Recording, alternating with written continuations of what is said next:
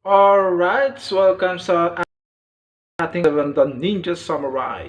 So, ang vlog natin for today, very exciting, no? Lahat ng mga violation na video ay i-delete natin.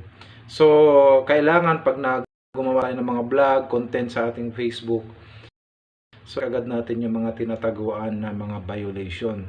Para makita natin baka yung video natin ay may copyright, no? Merong nilabag na batas kay Meta. So, kailangan i-check natin. So, ito yung ating tutorial step by step.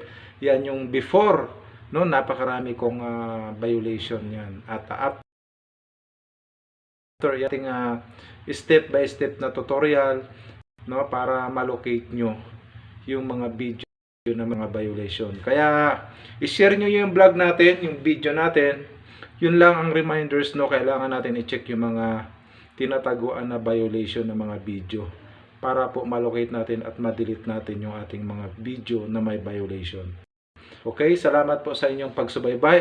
Paki-share po yung ating vlog para po malaman ng iba at lalong-lalo na malapit na ma-monetize 32,000 na yung 60k. Kaya salamat sa inyong suporta at nawa ay lahat tayo ay ma-monetize, mga Timple YouTuber, mga buyers natin sa house and lot, mga real estate. No, ayan, lahat ng mga vlog ko may kasamang house and lot. Pastor ng house and lot sa Philippines, okay?